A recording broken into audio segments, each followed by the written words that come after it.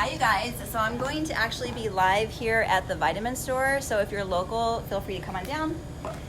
And I'm basically going to give a presentation today about how I lost weight. And I'm really nervous, so I'm glad it's actually just you guys. It's the first time I've ever actually given a talk in front of like people where their eyes are like, so thank you, and I'm glad it's people I love. All right, so what we're going to do is I'm going to kind of go through each of the process steps in the book. Debbie's read the book, Chuck, my mom's read the book. I know I've talked to you a little bit about it. I heard some of it. Okay, cool. So we're going to go through the process steps, but what I thought would be kind of fun at first is just to read a little bit from my book. So I really want you guys to understand like where my heart and my brain was at before I even wrote this book. So I wanted you guys to feel my heart. So hopefully it's okay that I read a little bit. So here's what I know. You aren't alone. Like me, you might think there's nobody else that will understand what you're going through. You feel like there's this whole other life that could be yours if you could just figure out how to lose weight and to keep it off once and for all. You feel like others around you don't understand why losing weight is so important to you, but I do. Your husband might even say that he loves you just as you are, but the thing is, you don't love you just as you are, and you really, really want to. You want to experience the freedom that comes from weight loss. You've seen it in your friends' lives. They seem to have so much confidence and are always leaving to go on these fun adventures and are so completely happy. But you feel like it's pointless, you've tried everything and you don't know if you can do another weight loss. Like you don't even deserve to have a good life until you lose weight. Growing up, you were taught that being a wife and a mom was enough, but for you, it hasn't been. You want your own identity outside of the title the church gave to you as a little girl. You want to look and feel your best and be your best so that you can turn around and give your best to other people. You don't want your weight to hold you back from the freedom that life has to offer anymore.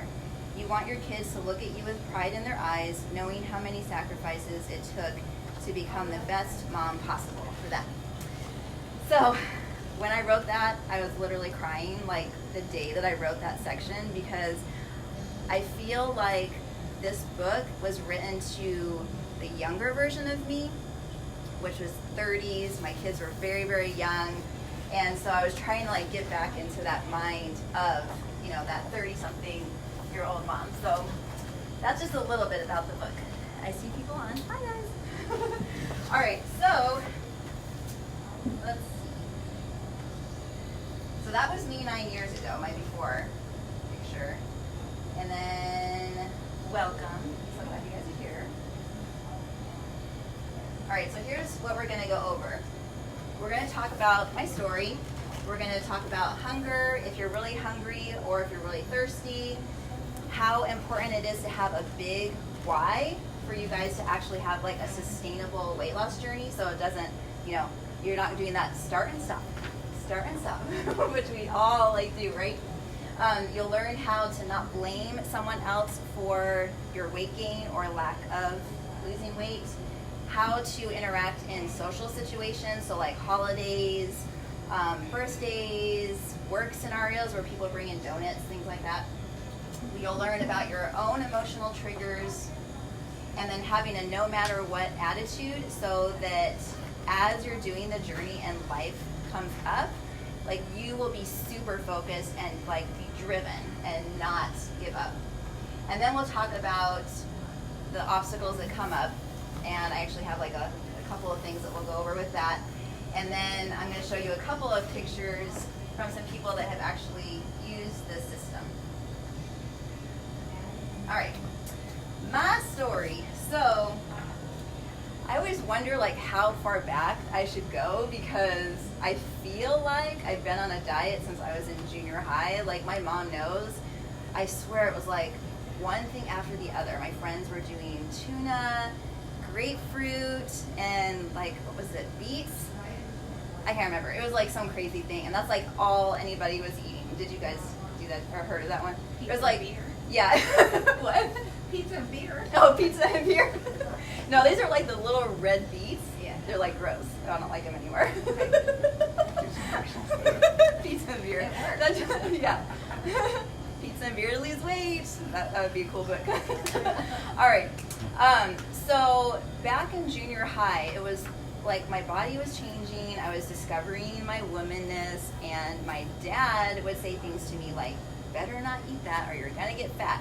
And so that is when I really started to like, oh, you know, like look at my body and like, am I fat? Like, I don't know. So I'd stand in front of the mirror and I'd like pick apart my body and I'd be like, well, I know I always have a big butt. Like, you know, I just felt fat because I had a big butt. And back in the 80s, like the small butt was the thing. So if you had a big butt, you kind of were like considered fat. Now it's like a good thing. So back then it was like I wanted to eat fun food and I wanted to feel like a kid, but I always felt like I was going to be judged by my family or like the girls in the locker room, because we had to like undress in front of people back then. And so it was very, very uncomfortable, and I hated it. I hated how I felt. And so I was just very aware. And as I got into high school, it was even more, and people were now in groups. Like there was cliques of people that were actually very fit looking and very tall and very skinny, and all of the other people were sort of on the grass and just doing whatever. You know, we didn't really have like a group. So I was always very cautious of my body, not really loving myself. Then I got married, I guess it was a couple of years out of high school, and that guy was very, very abusive. My 2 older boys are from that marriage, and that abuse like tore me up inside to the fact that I didn't even know who I was when I came out of that relationship. It was horrible. He would actually say things like, when I was pregnant with Cody, my oldest, he said that he would not sign the birth certificate because he thought if we got divorced, he didn't want to have responsibility for like the kids. So he would say a lot of abusive things like that. If you ever get fat, I'll leave you. So I was always worried that he was going to leave and I was going to be abandoned. And that to me was like the worst fear ever, to be abandoned. So that marriage ended up ending.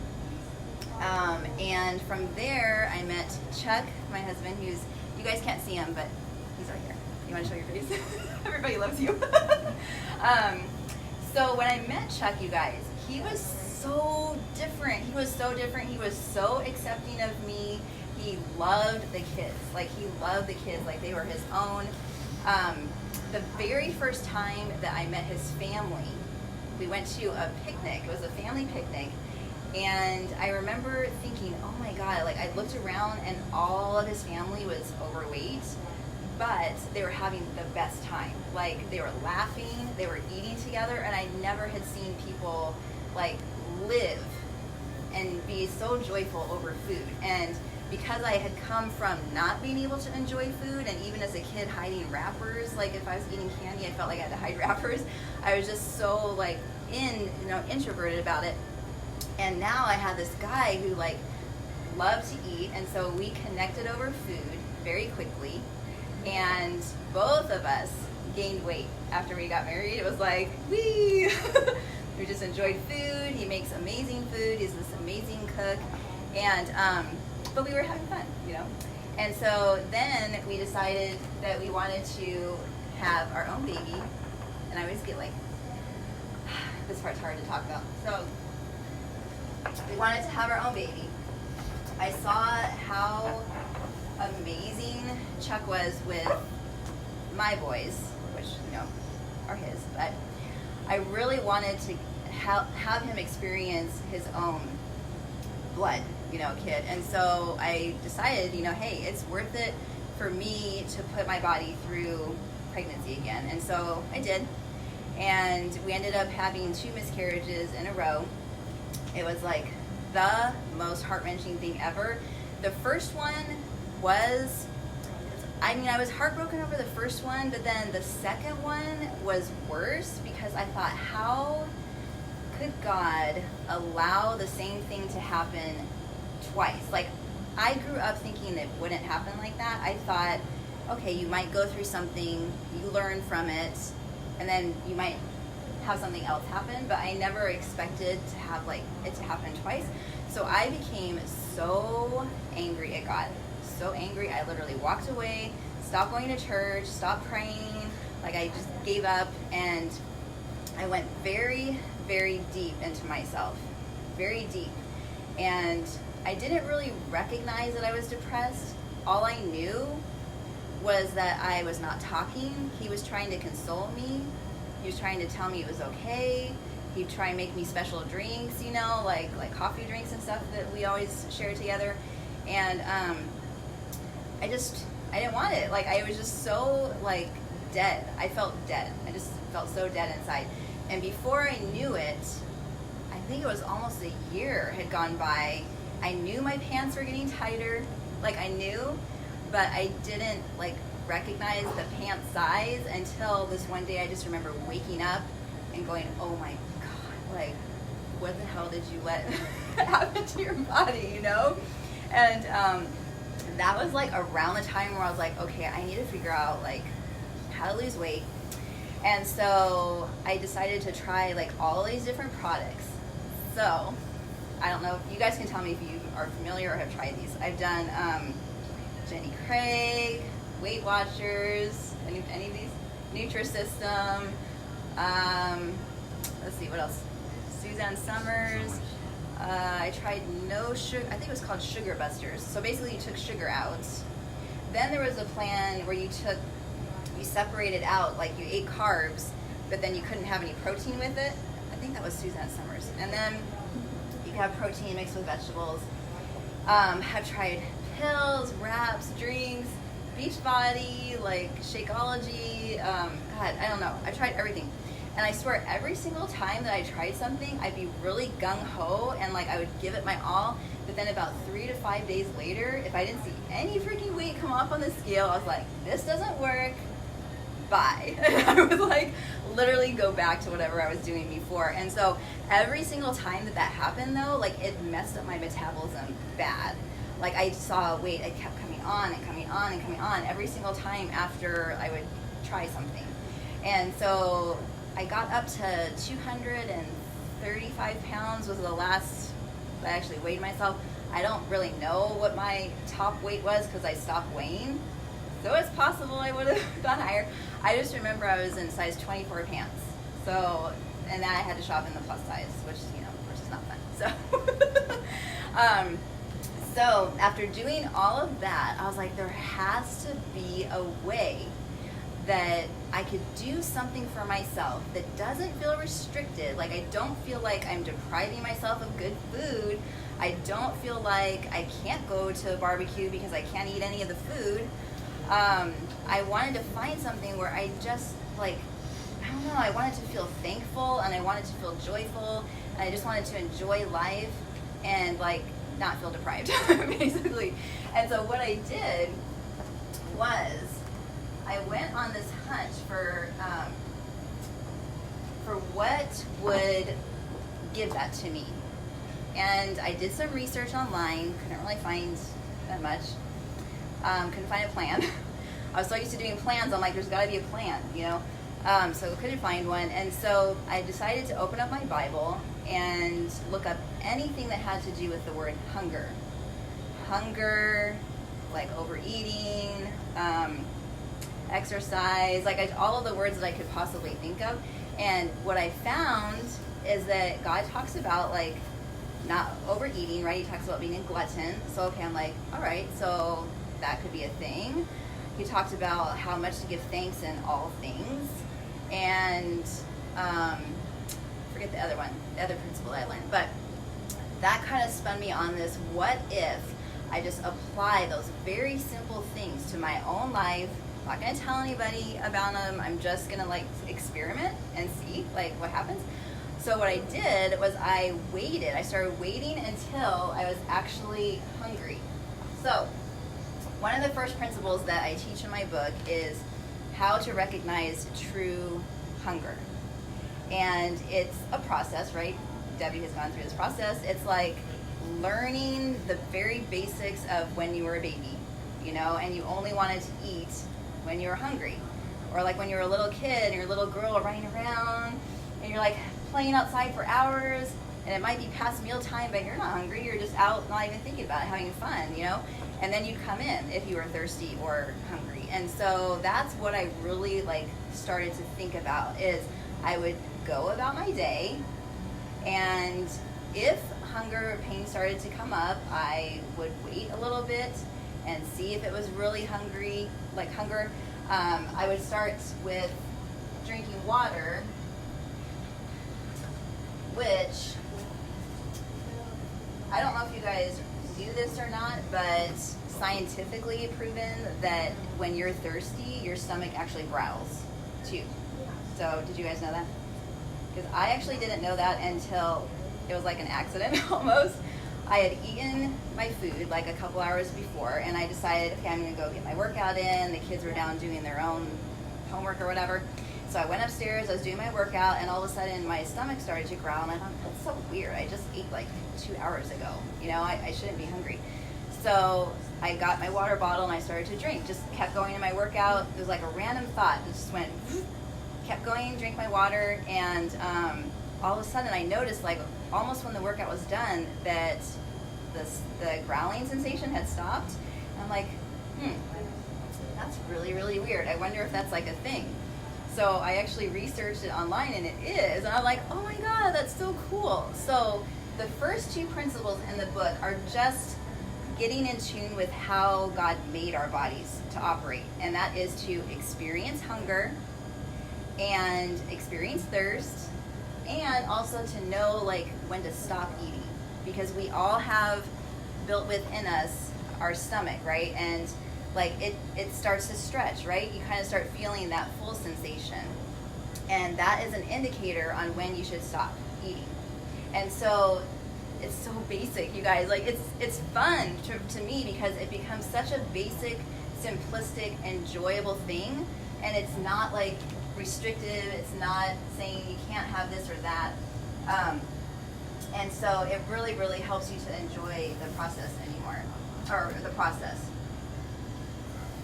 Okay. The next principle that I teach you guys is how to develop a big enough why. And so I know, like, for women, most of us really just want to look good, and we want to like feel cute and be able to go to whatever store we want, buy whatever clothes we want, you know, feel sexy, feel comfortable in our bodies. But what I've noticed is that it has to become something that's deeper than that, because if it's just outward appearance, that fades.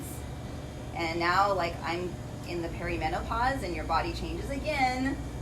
So now, you know, you get the menopause belly and, you know, all this kind of stuff that, like, is so annoying.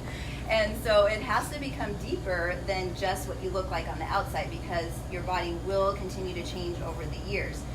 But you want it to get to this place where it doesn't make it so that you want to stop, right? So as your body changes, you might get frustrated, but if you have a why, where for me, what really, really helped me to like want to do this for life is like going from 3 to 5 days of when I would normally last. My mom, who's right behind there, she got breast cancer. Then like a few months later, it was within a few months, my dad got type 2 diabetes. And so I saw like their struggle, and I didn't want that life. And I kept thinking, oh my God, if I get sick, I have 3 boys that are dependent on me, and imagining leaving them, like dying for some reason, like, and knowing that I could have controlled at least a little bit of it, it really hit me so hard that I remember like landing on the bathroom floor and just crying like a baby. I was like, okay, this is it. Like, I have to do something, and I have to make it like stick. And so that's why it's so important, you guys, to have like such a big why. It has to be bigger than yourself, because if it's not, that will actually make it so that you're doing that yo-yo diet thing, and you're starting and stopping like all the time until you die. And you don't want that, like, right? You want to feel successful, you want to feel joyful, you want to like enjoy everything in life. And feeling healthy and being healthy really, really helps you to experience like the best life possible. Okay. Let's see. All right. So, hi. No, you're fine. You can join us if you have time. So the next thing that I actually teach in the book is taking full responsibility for like your actions, basically. And this is a little bit hard for me to talk about because my husband's here, because it's going to kind of be like I'm throwing him under the bus. So I'm sorry.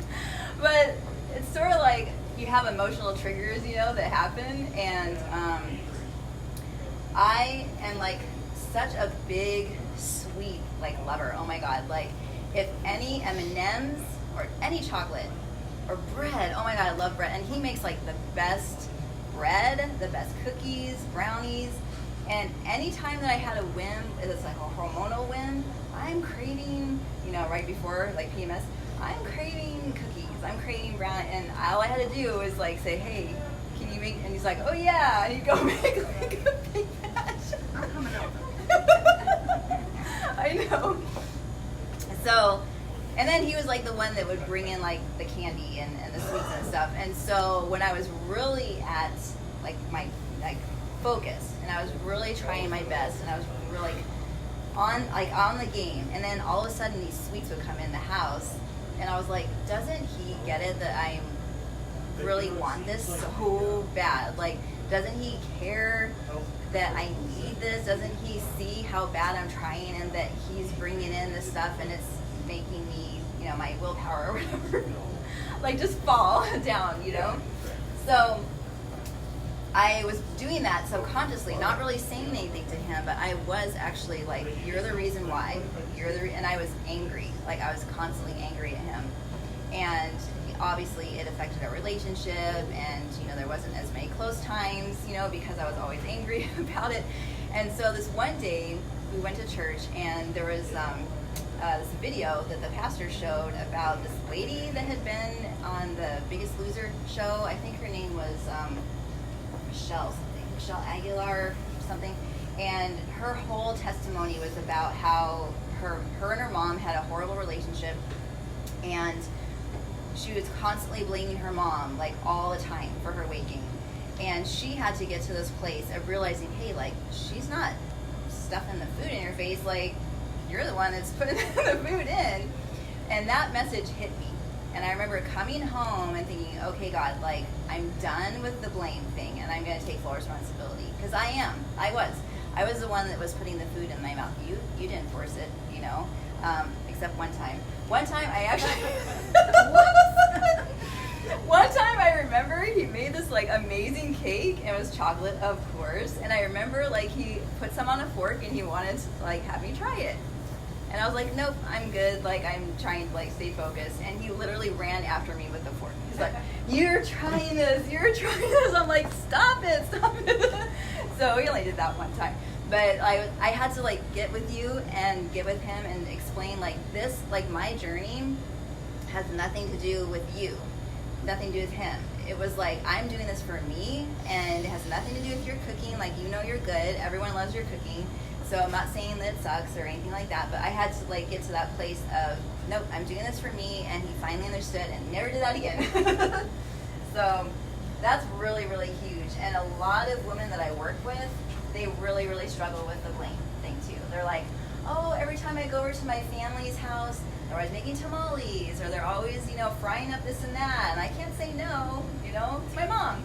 So that actually leads us to our next point, which is social situations. So this kind of goes over the same thing, where like if you are going to go to a holiday gathering, or a family picnic or anything like that where there's going to be food there, but you arrive and you're not hungry at all, and someone says, here's some free food, and you eat it, and maybe it's, you're eating it because you don't want to hurt their feelings, same thing, like you don't want them to think that you think that their food sucks or whatever, and so like you're saying, no thank you.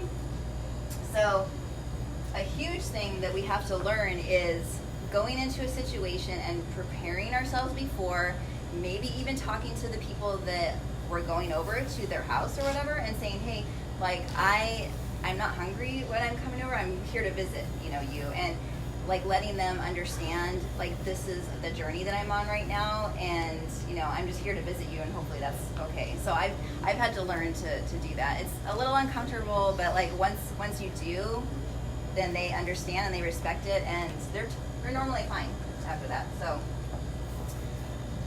all right, okay, so this is really, really huge, understanding what your own emotional triggers are. So we all have different emotions that come up that are then leading us to eat, right? So most women, it's stress, it's feeling overwhelmed, frustrated. Some women are very, very lonely in their marriage, so like they're using food to fill up the hole that they're feeling from their marriage. And so what I teach in the book is learning how to recognize what your actual triggers are, because they're so different for every single person. For me, it was always like the feeling of rejection, loneliness, stress, overwhelm, and also fear. Like if I was nervous, like this thing, doing this, oh my God, you guys, I barely slept last night, just so you know. I was like, oh, what am I gonna say? I don't know. That's what I was like practicing in my head, you know how you do?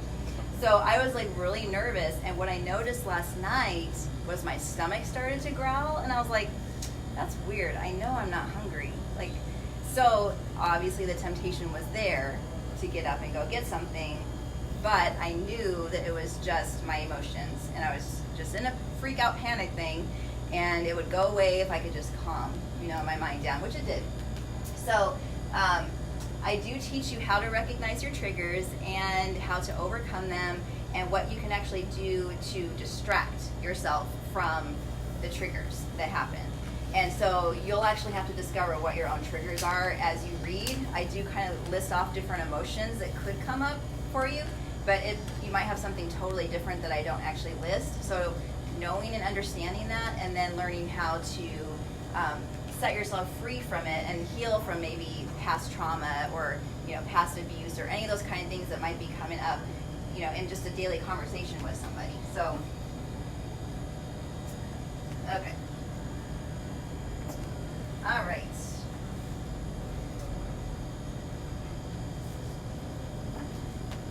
right, so the next one is learning how to develop a no matter what attitude. And so like I mentioned to you guys, I used to only last like 3 to 5 days with my weight loss journey. And so what I had to develop in my own self, and what I highly recommend that you guys do for yourselves too, is once you know your big why and you know why you're doing this, having a resolve and a determination that you're not going to quit on yourself no matter what comes up. And this is like the hardest thing for most people, is to develop that resolve.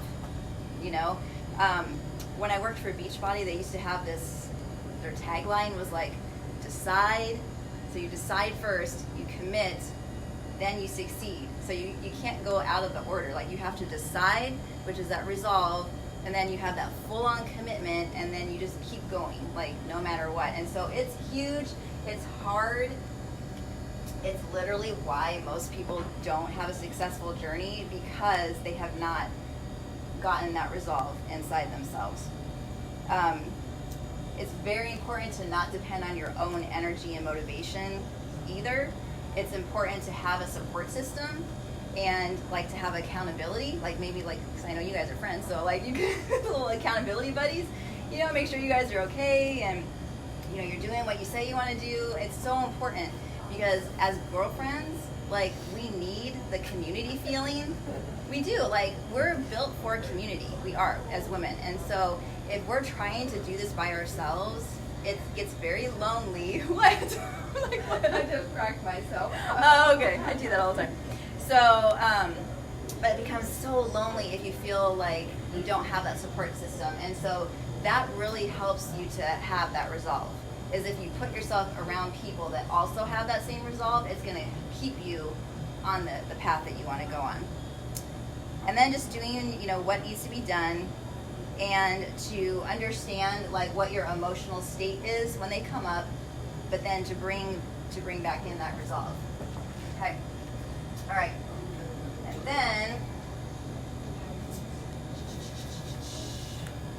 all right, this is the last little point. So there's always going to be like life stuff that happens. Huge obstacles that I actually talk about in the book. These are some really common ones. I actually saw these in myself, and then I also saw them see them in other people that I work with.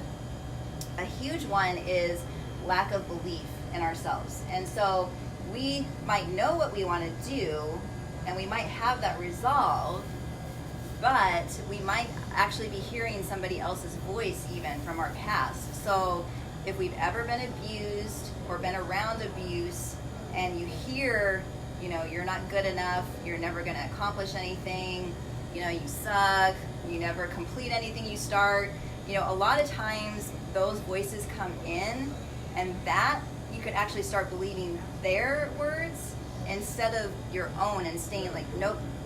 And so it's really, really huge to work on yourself and to really build up your belief. And a lot of that is just learning how to love on yourself. You're doing this because you love yourself. You're doing this because you love the family that you're with, and you want to be, with them for a long time.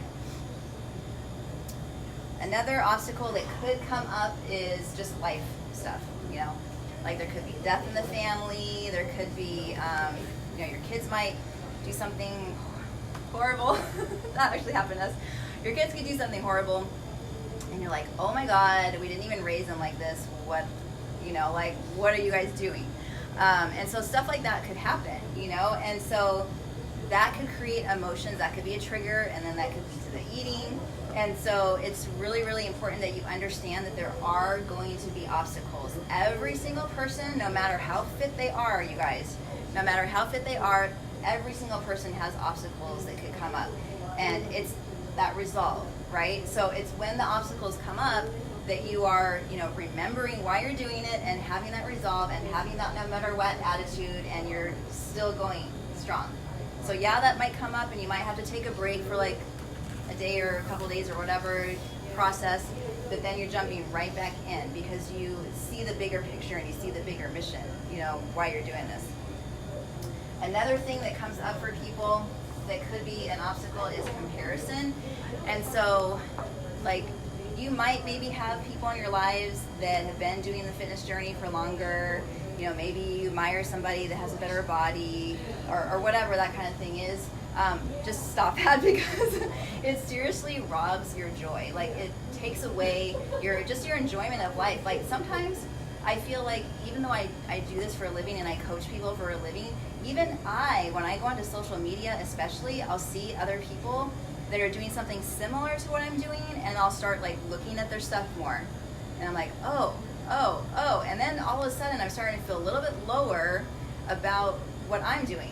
And so what I've actually had to learn to do is to focus on my own mission, my own personal journey, and put out my mission into the world, and just focus on that. And anybody that wants to listen and work with me, that's who's going to work with me, and to be completely great with that.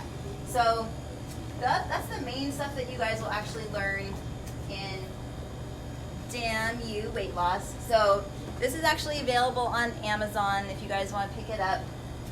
For you guys today, it's actually discounted if you don't have the book. It's normally $15.99, but today it's only $10. So if you want to pick up some, I have some in the box. And then if you feel like you need some extra support and encouragement and accountability for doing this, then I actually do have a coaching program that I put together where I've been helping tons of people the last several months, and it just feels great to have the community that we're all craving, and we really, really need it. We really need it. So I think that's it. The only other thing I think I was going to show you guys is just a couple people that have been using this system. So this is my friend Rachel. I've actually known her for a long time. She was one of my guinea pigs. So she's been using the system for actually a little bit over a year. And then this is Makiba, which you probably recognize her. She's in our group. So that was her 1 month experience. So it's just, and these people too, they tried all the diets too.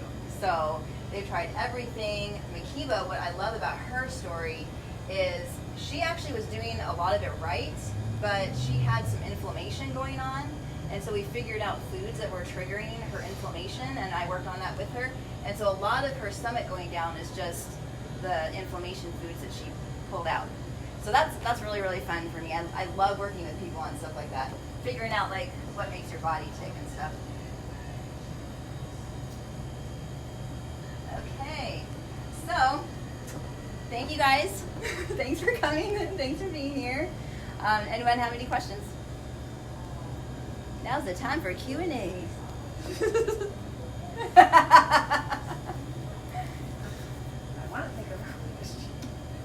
Do you have any? So you mentioned you worked with Makiba and helped her with inflammation. So how did you work with her? Like, can you describe that a little bit? Like, how did you find out? Like, what's the cycle there? Okay, so what I did with her was I started to ask her like what foods that she noticed makes her itch, have a like sore throat feeling, runny nose, so like that postnasal drip that you can get, bloated stomach, gas, like extra gas, and just tired, like not feeling good, having headaches. So we wrote out like every food that she normally eats, and then slowly I was having her try like one food at a time to figure out what was actually causing, that. So after we did that, we kind of built like a meal plan around that. So for somebody like her, it's like maybe you can't eat all the foods, even though like in my book I do teach no food is off limits, like you can eat whatever. Like I still eat a little bit of chocolate. I just make sure that I'm actually hungry, like when I'm eating it.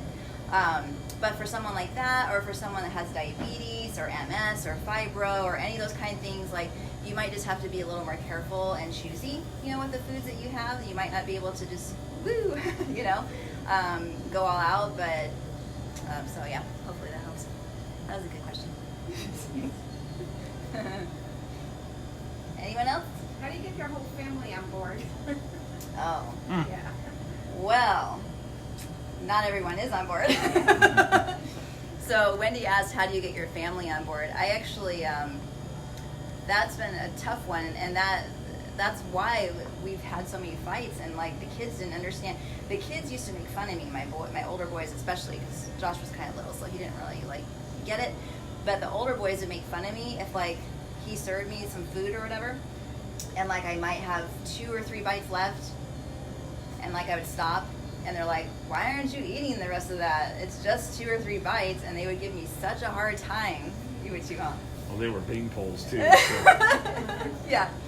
For people that don't struggle with weight, you're like. No, I understood.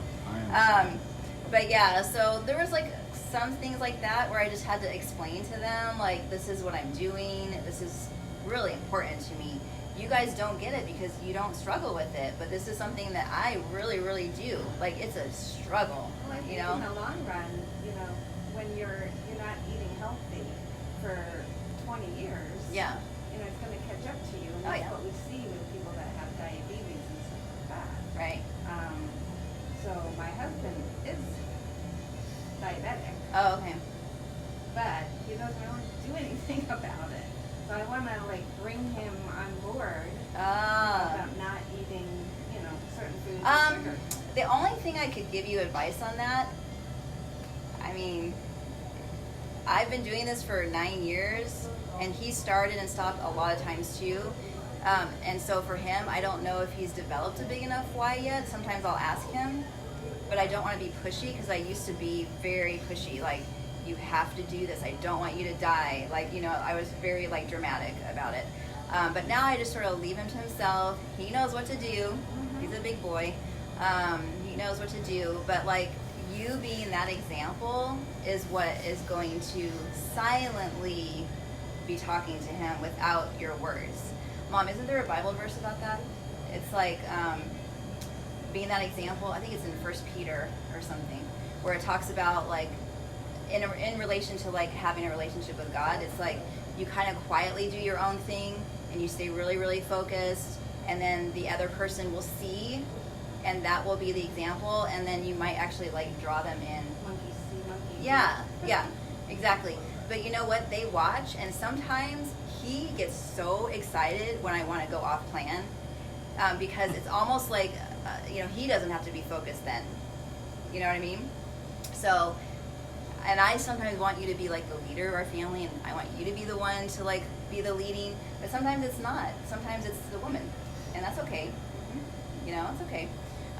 We might be enlightened before, our husbands, and but he's an amazing guy, so I can't ever say like, he does so much, for us. But that's really the only advice that I would have, for you.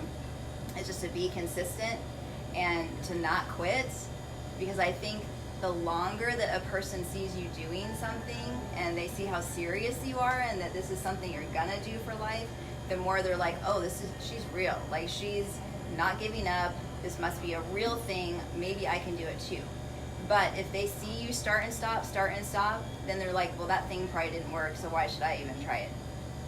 So that's just like a human nature thought that just comes in, so. Great question. You have one? I love you.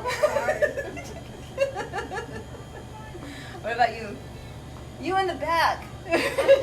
I see your hand raised. I was just thinking probably the most important thing, I don't know if it's a woman or man thing, but the reason why for women, I think that's really important. The reason why it's important to watch your food and be careful and, and what you look like and everything for a woman. Oh, as far as like our body choosing image? your why. You mean like as far as how we feel about ourselves? That's the reason why we're doing it. For me, it was always health. That's why I always said no to all that other stuff, including everybody in my youth background was doing, the smoke and stuff and all that. Yeah. I always said no, and I couldn't understand why I would do that. But for years, I always wanted a healthy. That was my why. Vitamin C and garlic. That was my biggie. That's all I would take. Even if the doctor would say, here, no, I would just, okay. Yeah. And the same thing with the cancer thing, like I did the same way. I made a very huge decision based on my reason why. Was I didn't want to be in the doctor's office every single week with a problem and take all that other stuff you had to do. So I think that's the most important thing to get going is maybe you guys can help your person figure out what the why is. So Yeah. that would be good.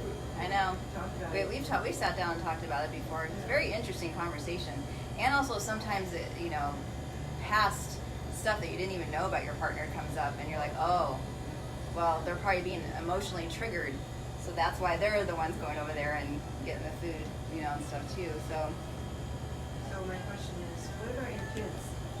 You think that what you've gone through is going to change how they handle food and all that kind of stuff? Do you think it has had an impact on them? I mean, like, the two older boys, they don't struggle with weight, but what I'm noticing now that they're on their own is they're really getting into working out and like getting that buff dude thing. So they're hitting the gym more often.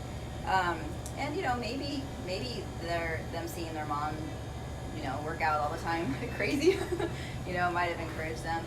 Joshua, our youngest boy, he's the one that struggles with his weight, so he takes after Chuck. So I do worry about him. So he's got the belly and and stuff, but he sees me when I say no, I'm not hungry, no thanks, and I have seen him do that lately, more. So I mean, I don't know. I just know, like, as long as you're being the example and you're not quitting on yourself, then that's gonna make it, even easier for like your family to want to follow what you're doing, especially if they start to struggle, in that same area. So, all right. Well, thank you guys so much for coming. Thank you. All right, you guys. Thanks for being on. Bye.